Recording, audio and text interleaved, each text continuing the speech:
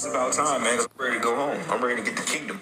I'm ready to live. I'm ready to breathe fresh air. I'm ready to have beautiful, pure women. Okay, not no strawberry harlots on this side. I'm ready to have children, man. You can vibe with. Okay, be around brothers. Be around the Lord Himself.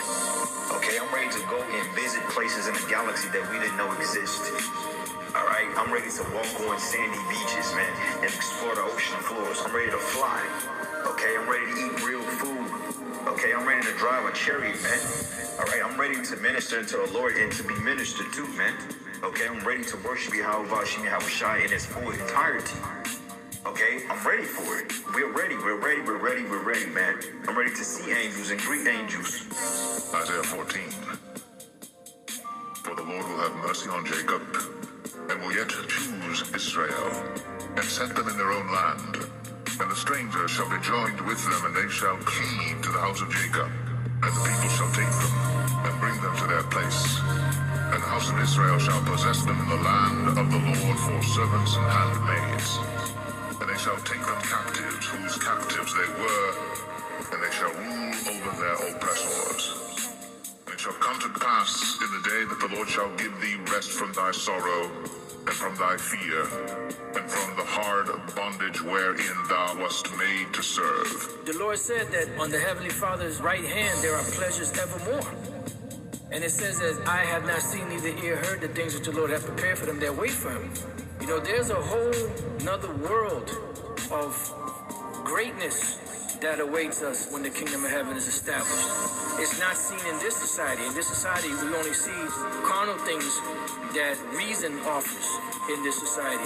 But when the kingdom is established, the Lord is going to open us up to a whole nother world, you know, of pleasure, of knowledge, of wisdom, understanding, you know, it can't even be put into words, you know, because our imagination only goes but so far. But as it is written, eye hath not seen, nor ear heard, neither have entered into the heart of man the things which God hath prepared for them that love Him. But God hath revealed them unto us by His Spirit.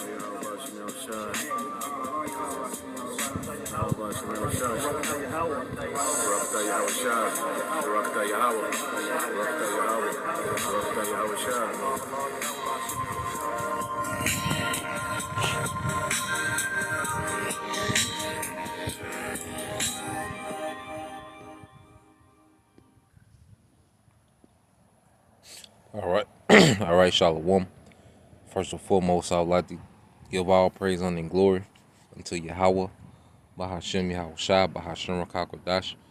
Double honors unto the apostles and the elders of GMS who rule well, teach well, being great examples to his younger brothers, and peace and blessing, salutation to the hopeful lake out there pushing his word and truth and in sincerity across the four winds in the name of Yahweh Bahashem Yahweh Shai, pushing to get up out of here. Shalom to the hopeful lake, the believers, the listeners whom have came back to the obedience of the scriptures through faith in Yahweh Bahashem Yahweh Shai.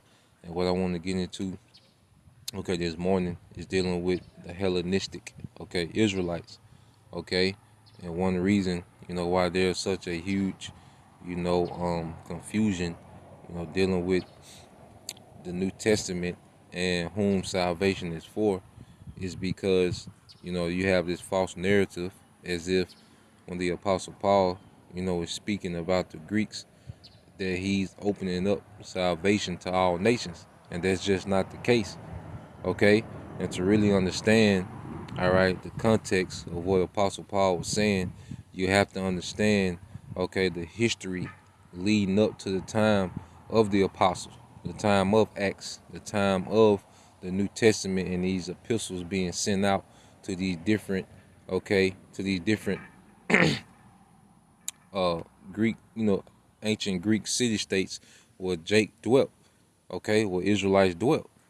All right. So I want to start here because this is one of the main scriptures, that a Christian will use, to try to solidify that salvation is for all nations.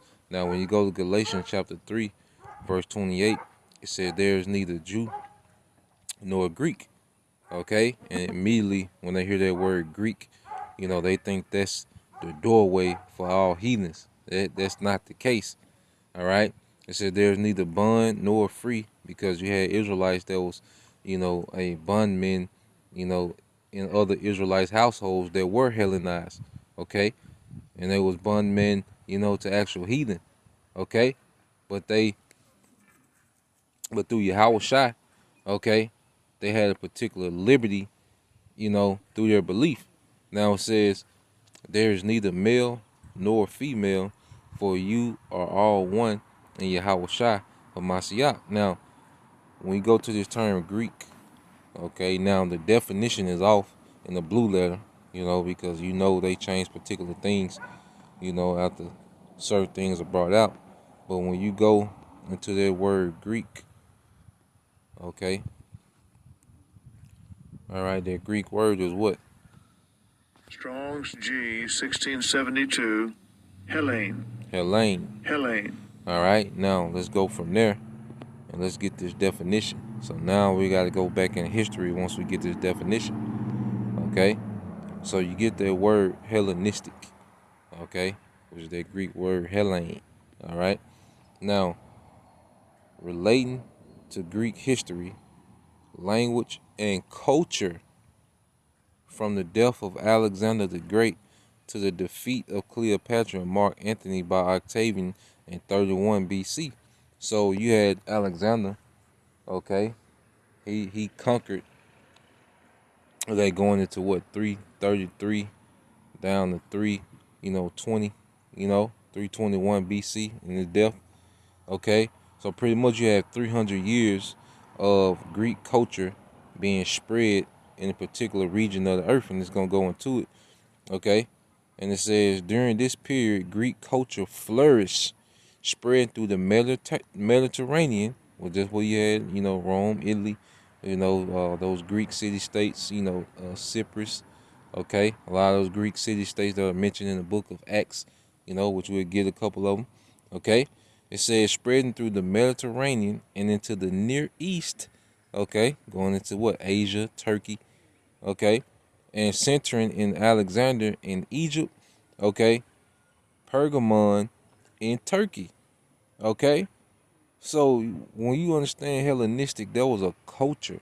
It wasn't, the Greeks that was in power were Edomites. Okay, but they pushed a culture throughout their whole region, and they Hellenized a lot of the people that they conquered.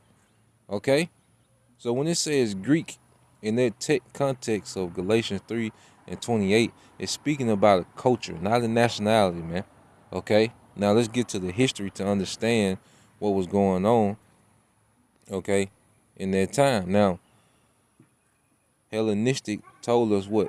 When we went to that definition, it was a period from Alexander and his conquering, okay, mainly of the Persian Empire, okay, and other empires as well, okay, the Mediterranean and Egypt, all right, and he Greek culture flourished, okay, so let's go into it and see.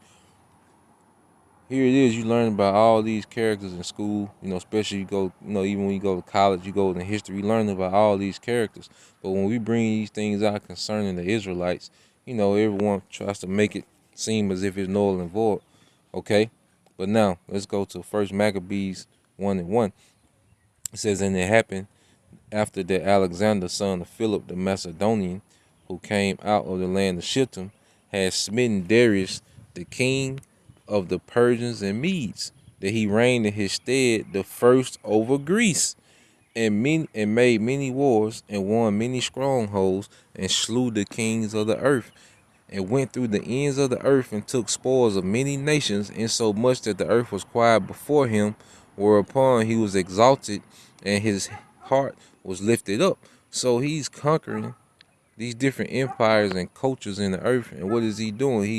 He's influencing the earth, okay, in the ways of the Greeks, man, Hellenized, okay, and he gathered a mighty strong host and ruled over countries and nations and kings who became tributaries unto him. And after these things he fell sick and perceived that he should die. Wherefore he called his servants, such as were honorable, who had been brought up with him from his youth, and parted his kingdom among them while he was yet alive. All right, and it goes into those four generals, which trickled down to Cassandra, Lysimachus. Okay, you had the Ptolemies and you had the Seleucids. Okay. Now when Alexander was living, he pretty much didn't tamper, with Jake. He allowed Jake to pretty much have some type of autonomy, some type of sovereignty within, his empire, and our people were still keeping away. But through the Seleucid Empire, you had Antiochus Epiphanes that enforced Hellenization on Jake. And see, that's an important key of history that we have to understand. Okay, so when you keep reading, it says, and we'll get into it. All right, first Mac and Jake, you had Jake that was, in covenant with them. All right, that was in covenant with Antiochus to force and influence Jake. All right, in Greek culture. Now, when you go to First Maccabees 1, when you finish reading, it says, First Maccabees 1:8, it says, and his servants bear rule, every one in his place. And after his death, they all put crowns upon themselves. So did their sons after them. Okay, it was generations of Hellenization, man. Okay, many years and evils were multiplied in the earth. Okay, and there came out of them a wicked root, Antiochus, surnamed Epiphanes, son of Antiochus the king, who had been the hostage at Rome, and he reigned in the 137th year, all right, of the kingdoms of the Greeks. All right, and in those days went there out of Israel wicked men who persuaded many, saying, let us go and make a covenant with the heathen that are round about us, for since we departed from them, we have much sorrow. So Jake wanted to be in league, okay, with the Greeks to receive the perks, okay, of the Greek Empire, man. Okay, and let's jump because this is those wicked men. All right, let's get specific. Those wicked men that had made a league, okay, with the Greeks. Now,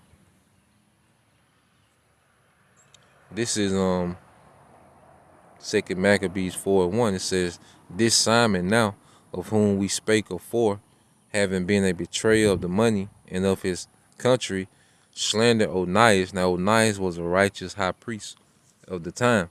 Okay, but he had a wicked brother named Jason, which we're going to get into, as if this is during the time of Antiochus Epiphanes' rulership.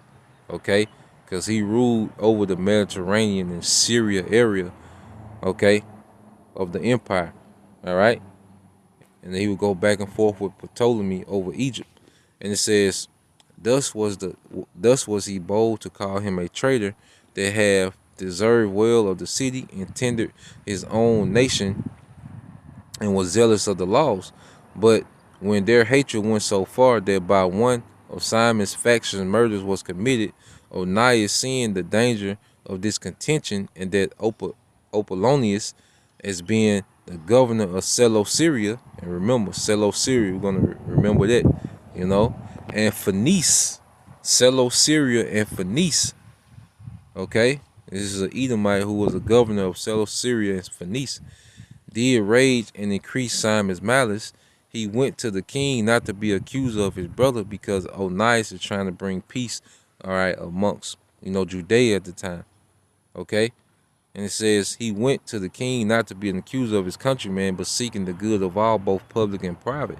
For he saw that it was impossible, because Simon was being a nigger, okay, who was dead set on bringing Hellenization, okay, to Jake. But Onias, being the high priest, the leader of the people at that time, he wasn't for it. Okay, so you had wicked niggas that was really against Ananias, man. That was just being the damn demon, causing uproars, okay, causing, leading rebellions, and, slandering Ananias, and, trying to get the Greeks to come in and slay, Ananias, and, try to rob the temple of the money. Jake was just being the damn demon, man. Okay? But the Greeks was cool with Ananias, because Ananias kept peace within that realm, So, reading on, it says, for he saw that it was impossible that the state should continue quiet, and Simon leave his following, unless the king did look thereunto. But after the death of Seleucus, when Antiochus called Epiphanes, see, now you had Seleucus died, and then you had Antiochus, Epiphany's coming to power. So now things are finna change. Okay? When Antiochus called Epiphanes took the kingdom, Jason the brother Ananias labored underhanded to be high priest, promises unto the king by intercession 360 talents of silver and another revenue 80 talents. So it was so bad back then that they didn't have to pay Jake to sell out. Jake was paying to sell out, man. Jake was paying the Greeks, okay? Because he wanted that position of high priest because it came with perks, okay? He wanted the perks that came with that position, okay? And it says, besides this, he promised to assign 150 more if he might have license to set up a place for exercise and for the training of the youth in the fashions of the heathen. And the youth was speaking of Israelites, okay? So now we're seeing the beginning of, a generation of Israelites becoming Hellenized, man. Okay, becoming Greeks by culture. Okay, it says, and to write them, okay, it says, and to write them of Jerusalem by the name of Antiochians. Okay, he wanted Jake to start calling themselves after an Edomite, man. Just like today, you call yourself an African American, those are two Edomites. Okay, Leo Scipio Africanus, which was a Roman general during the Punic Wars between Rome and Carthage. Okay, that's where you get that famous Carthage, general Hannibal, man. Okay, then you have Amerigo Vespucci, which was an Italian map maker, and he was noted as one of the first map makers to put America on the map. So when you call yourself African American, it's no different than calling yourself an Antiochian, man. You calling yourself, okay, after what, man? Edomite. Okay, the same thing. It's no different from an Israelite, okay, calling himself an African American today, man, or an American, man. Okay. Verse 11, it says, and the royal privileges granted a special favor to the Jews by the means of John, the father of Epolymus, who went, yep, ambassador to Rome for enmity aid, he took away and putting down the governments which was according to the law. He brought up a new custom against the law, for he built gladly a place of exercise under the tower itself, and brought the chief young men under his subjection, and made them wear a hat. Now such as was the height of Greek fashions, all right, an increase of the heathenism, all right, heathenish manners, through the exceeding profaneness of Jason, that ungodly wretch, and no high priest. Okay, so read verse 15, said, not setting by the honors of their fathers, so leaving the way of our forefathers, that's the law, the standard, okay, but liking the glory of the Grecians best of all, but liking the glory of the Grecians best of all, man. Now this is happening, close to 200 years, okay, a little more, before you have the ministry of the apostles, man. Okay, so when you go down, what was Antiochus doing? You see what Jake was doing. They was in league with Antiochus, okay, to push Hellenization on our people, to push the ways of the heathen Greek culture on our people, okay, because this is before the Maccabean revolt, okay. See, Hellenization had got so bad that when Jake slew that pig on the altar, Mattathias, okay, which was the father of Judas, he killed that nigga and those Greek, okay, those Edomite guards, that came to oversee, that sacrifice of a pig on the altar, man. Okay, and Mattathias killed that nigga. That's what started the Maccabean revolt. Okay, because Jake had just got so wicked and so Hellenized, man. Okay, so you go back to First Maccabees 1, and we're gonna jump down. Okay, this is the First Maccabees 1 and 41. It says, moreover, King Antiochus wrote to his whole kingdom that all should be one people. All right, it sound familiar to today, huh? Okay. It says, and everyone should leave his laws, So all the heathen agreed according to the commandment of the king. And what was being agreed upon, man? Let's go back to the definition of Hellenistic. Okay, Hellenistic, relating to Greek history, language, and culture from the death of Alexander the Great to the defeat of Cleopatra and Mark Antony by Octavian. Octavian is Augustus. Okay, and you go into the history, that's Augustus Caesar. You know, another one of his names was Octavian. Okay, it says during this period, and who, matter of fact, real quick, who, let me see, who was born, all right, to any brother that's on, all right, Halak, I'm putting you on the spot, all right, to you brothers that's listening, who was born during the reign of Augustus Caesar? What important Israelite was born during the reign of Augustus Caesar? Real quick pop quiz question for you brothers, all right? So I finished reading this. It says Hellenistic, relating to Greek history, language, and culture from the death of Alexander the Great to the defeat of Cleopatra and Mark Antony by Octavian in 31 BC. During this period, Greek culture flourished, spreading through the Mediterranean and into the Near East, okay? And into the Near East and Asia, and centering on Alexander in Egypt and Pergamon in Turkey. So all those heathens became Hellenized, started to become Hellenized, man. Okay. All right. I see you. Yep. Yahweh Shai. Okay. Yep. Yep. Like the water, brothers. Just making sure. Okay.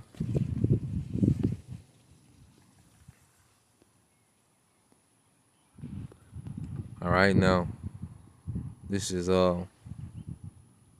First Maccabees 1:41 said, moreover, King Antiochus wrote to his whole kingdom that all should be one people, and everyone should leave his laws. So all the heathen agreed according to the commandment of the king.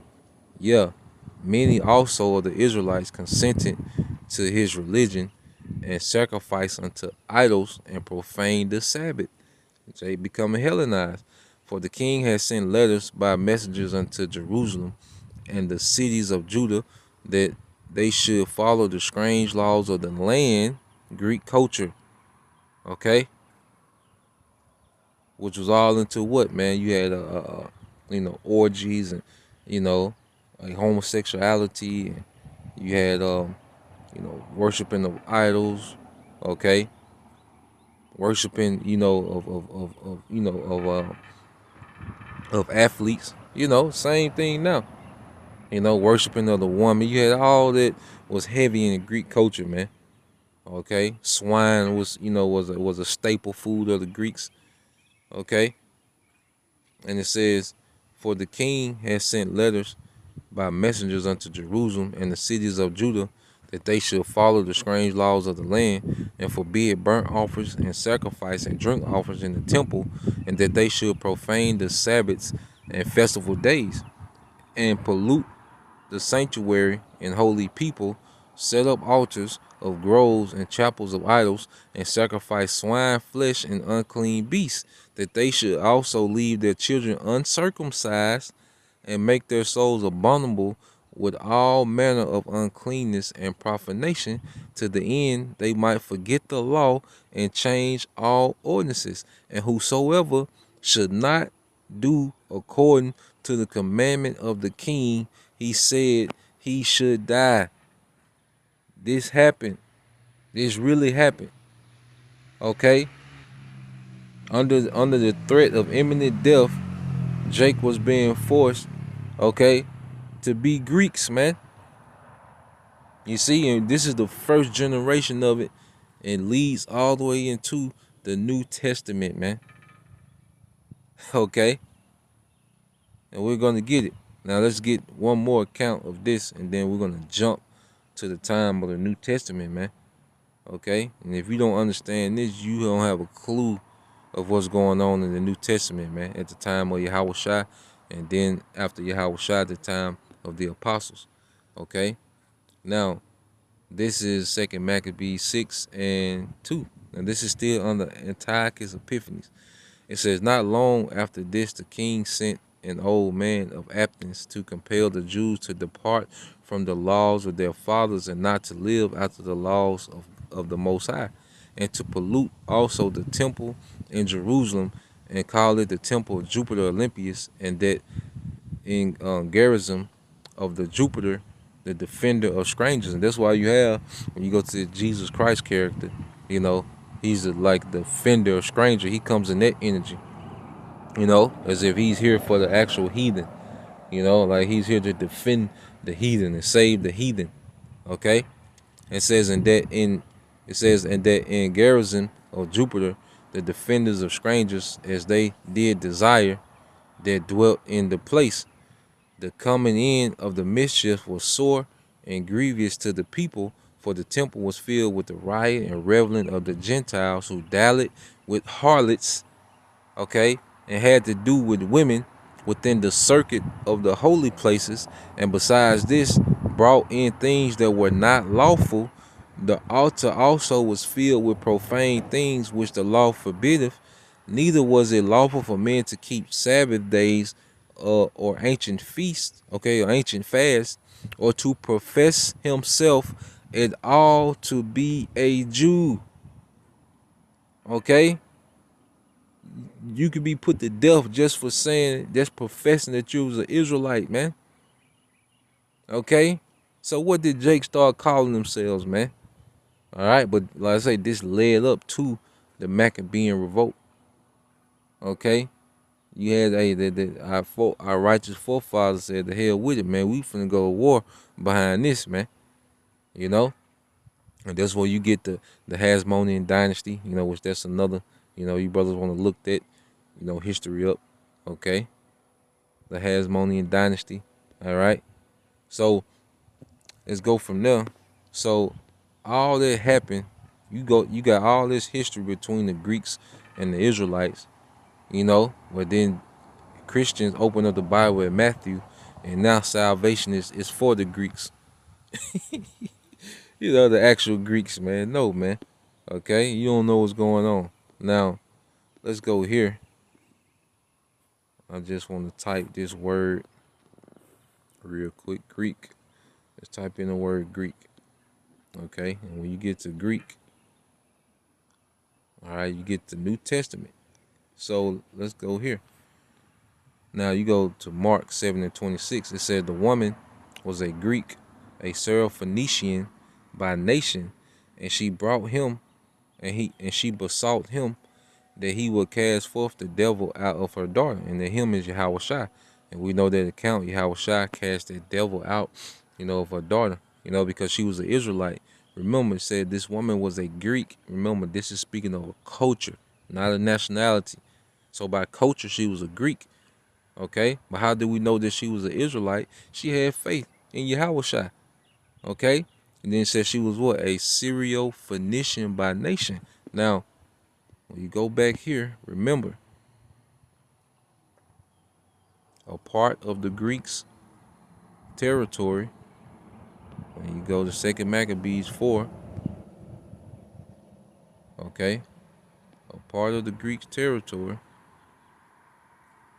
2 Maccabees 4:4, Onias, seeing the danger of this contention, and that Apollonius, which was a Greek governor, as being, okay, the governor of Syria and Phoenice. Okay?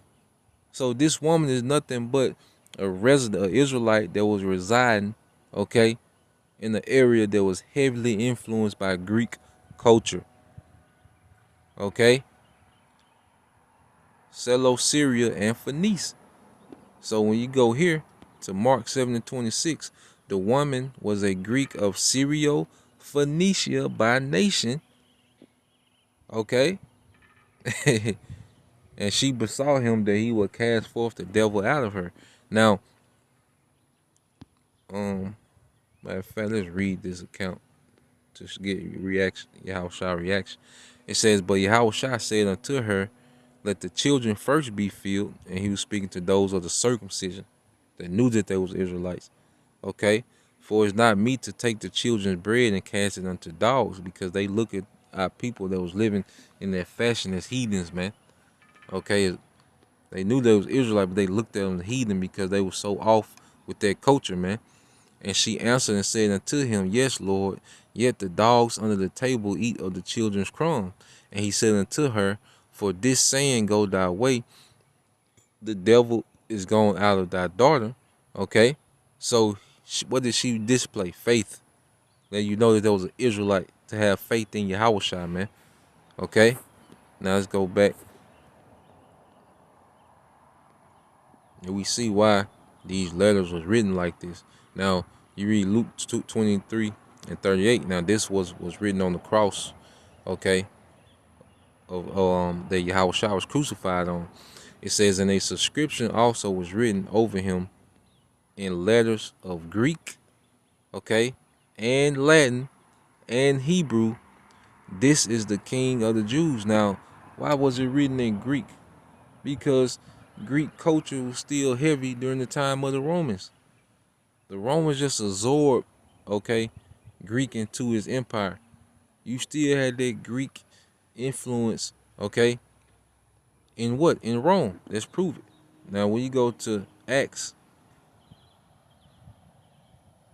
okay, because you got to think, when you go to, let's say you go to the automatic bank teller today, okay, you go to the ATM.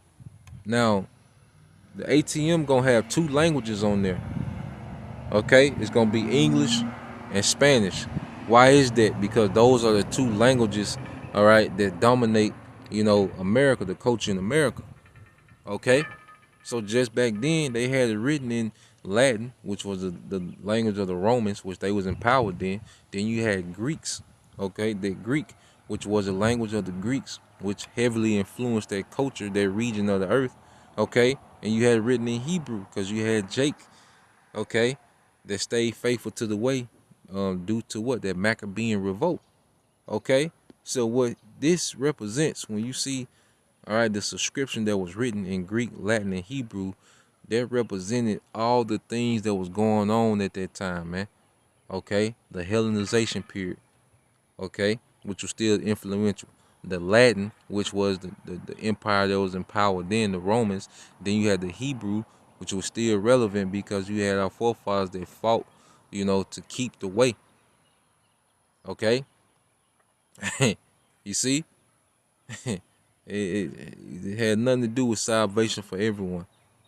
All right, now let's go here to the book of Acts 21 and 37. Okay, now this was when Paul, was pretty much taken into custody by the Romans because Jake was crying and whining, all right, all right, about the Apostle Paul preaching unto, these Hellenized, all right, these Hellenized Israelites, man, okay, and it says,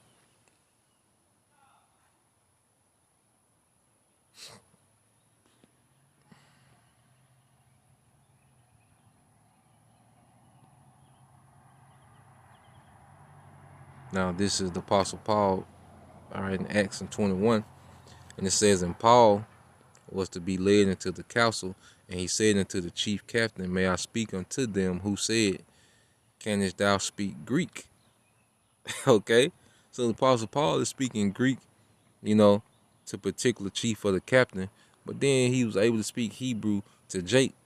All right, it says, Art thou not that Egyptian? Showing you that Apostle Paul was dark skinned, which before these days made us an uproar and led us out into the wilderness, 4,000 men that were murderers, because you had Jake with these different carnal rebellions.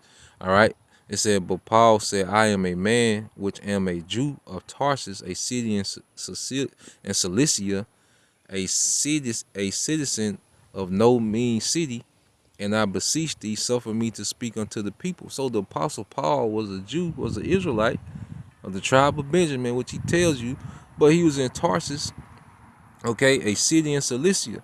So how is it so far-fetched that he's writing to other Israelites that are in these different regions, okay, that have been Hellenized, man? How is it so far-fetched when Paul himself, okay, is from Cilicia, man? Come on, man. It says, I beseech thee, all right, thee suffer me to speak unto the people. And when he had been given him license, Paul stood on the stairs and beckoned the hand unto the people. And when there was made a great silence, he spake unto them in the Hebrew tongue. Okay, so you still have what? Hebrew culture that was heavy, amongst our people in Judea. But you had Greek, the Hellenization, influence amongst our people. And then you had the current rulers, which were the Romans, which spoke in Latin, man. Okay? When you understand the history, now these things make sense why they was written, how they was written. Now, when you go into here, this Acts 16:1, it said, then came he to Debris and Lystra, okay, and beheld a certain disciple was there named Timotheus. Okay, that's where you get the books of Timothy from.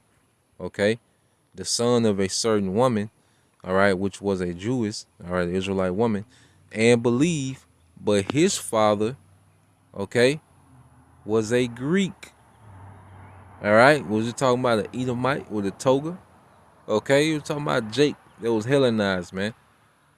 Okay, Apostle Paul then set up an Edomite, okay, as a teacher in the church, man. You see? And you keep reading. All right, I'm going to jump to verse 3. It says, I go to the account, read verse 2. All right, this is Acts 16:2. It says, which was well reported by the brethren that were at Lystra and Iconium. And these are nothing but ancient Greek city-states, man, that was absorbed into the Roman Empire. You go to Lystra, okay? And this is a place, in Asia Minor, okay? Remember, Hellenization spread into Asia, okay, in Turkey, man, okay? Then you go, let's see, Iconia. Okay, it's another place, all right, a famous city of Asia Minor, which is called the capital of Lysonica, okay? All these places that was heavily influenced by Hellenization, man. Greek culture. Acts 16:3 says, him will Paul have to go forth with him and took and circumcised him. Okay, why was Timothy not circumcised, man? Because he grew up in Greek culture, man. Remember, it was a decree you'll be put to death for circumcising your son. The son that will be circumcised and the mother will be put to death, man. Okay? This is why you have these Israelites that's here uncircumcised, man. This is 4th, 5th, 6th, 7th generation of our people being Hellenized, man. Okay? It says, and Timothy was circumcised because he was going to be a teacher, man. So to cut down, all that unnecessary riffraff he was going to have to go through, the Apostle Paul had him circumcised, man. Okay? It said, him will Paul have to go forth with him and took and circumcised him because of the Jews which were in those quarters, for they knew all that his father was a Greek. Okay? So to keep down the riffraff, because they knew that his father, was a Hellenized nigga. Okay? Jake that was into Greek culture. And Timothy was going to be on the forefront because the Spirit was on him to teach. Apostle Paul, he made that decision in the Spirit to circumcise him, man. Okay? But the fact, why was he uncircumcised, man? Okay? Because of that culture. Okay? Let's go back.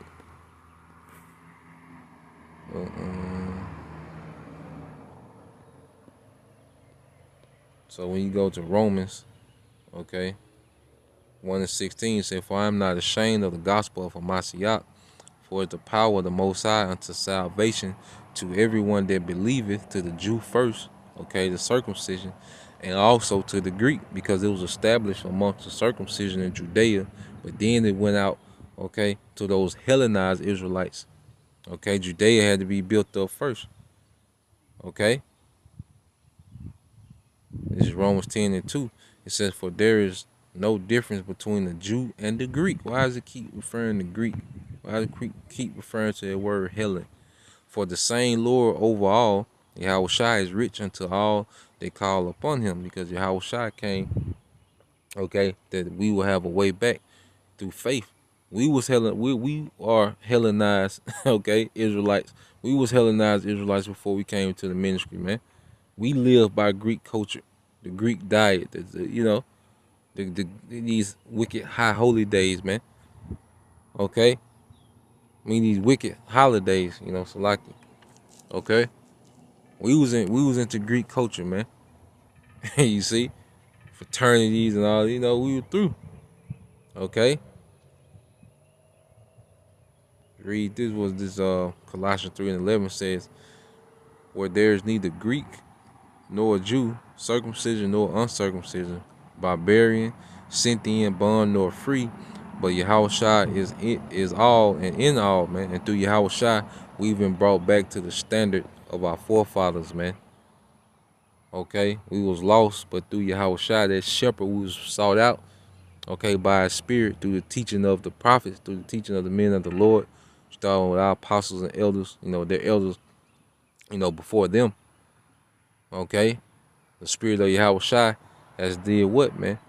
Is gathering his people, no matter what culture and background we was brought up in. Through Yahushua, we're being brought back, man. Okay, let's get that, and we can end it there. Yep, as the brother put. So this is because when Yahushua was born, as the brother put up, Luke 2:1. This is the brother Anah. All right, Luke 2:1, it says, "And it came to pass in those days that there went out a decree from Caesar Augustus that all the world should be taxed." And this was during the birth of Yahushua. So Yahushua came on the scene in the post-Hellenization era, man. Okay.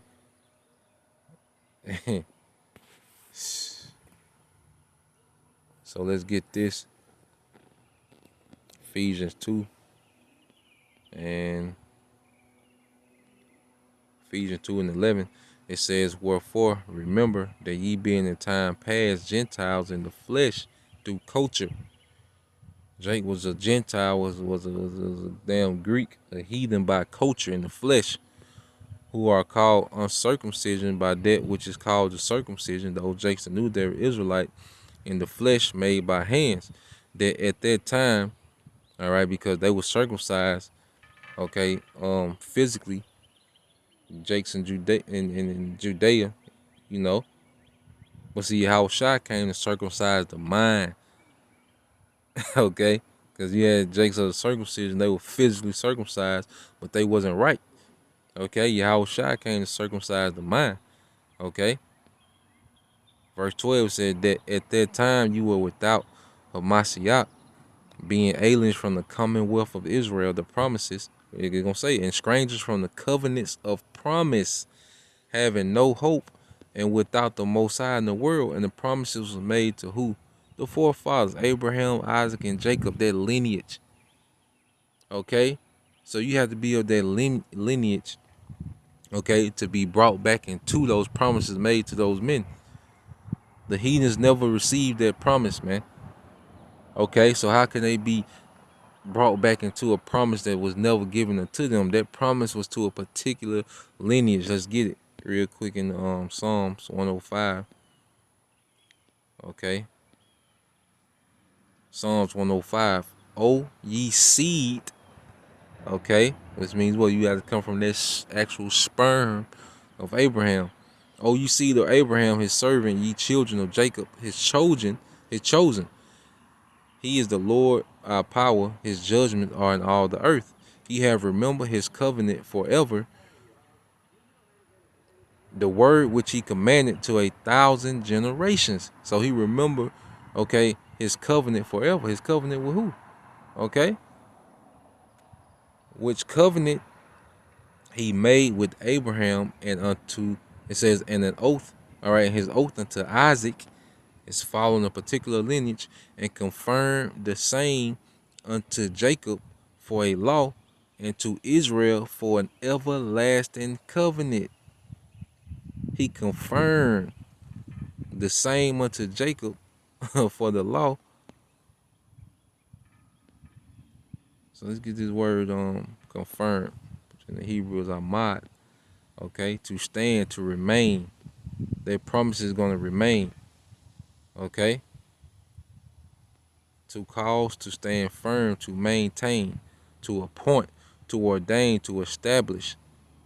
Okay, that promise is going to remain and always be established amongst their lineage, man. That's why when you go to Leviticus, it's always set up. That's why Yahweh is known as the lamb slain before the foundation of the earth, because it was already understood that our people would be so far gone that Yahweh will have to be a sacrifice to bring our people back, man. Now this is Leviticus 26:40. It says, if they shall confess their iniquity and the iniquity of their fathers, which with their trespass, which they trespass against me, and that all they have walked contrary unto me. And that's what we've done. Our lifestyle is a token, is a sign within itself that our forefathers was off. Our mothers, our grandfathers, and uncles, and their, great grandfather, it was off. We're not doing what they was doing. We're walking, all right, we're serving Yahweh Shema Shai, truth and spirit. Okay, that's us confessing that what they was doing was wrong, man, through our actions, man, through repentance. Okay? And that I also have walked contrary unto them, and we understand why the Most High put our people through what he put them through, man, because we were separated from him through obedience, man, and we provoked him to anger. Okay? But now the Lord has had favor on us and given us a spirit to hear and understand, man, and do right, man. Begin to do right. Okay? And it says, and that I also have walked contrary unto them, and have brought them into the land of their enemies. If then their uncircumcised hearts be humbled, and they then accept of the punishment of their iniquity, then will I remember my covenant. Okay, because remember it says what? If their uncircumcised hearts be humbled. Okay, the uncircumcised hearts. So it was already set up that our people, you was going to have Israelites that was physically uncircumcised, but through faith in Yahweh, their hearts was going to become circumcised, man. Their mindset. You see? That's why Yahweh, like we were going to earlier about our people shall be righteous. Well, that's why Yahweh hung everything on these two laws. To love the Most High with all our heart, okay, and treat thy brothers thyself. You see that, and under those two commandments, you can hang all the laws, because the laws are rooted in love, and that's why you go into the charity that was amongst the churches when you read the epistles, okay, because the spirit of Yahweh Shai was on those Israelite foreigners just like it's on us, man, and there's a particular way, okay, that the spirit conducts itself, man. Okay, that's the uncircumcision of the heart, of the mind. Okay, going back, it said, then will I remember my covenant with Jacob, and my covenant with Isaac, and my covenant with Abraham. Will I remember the land?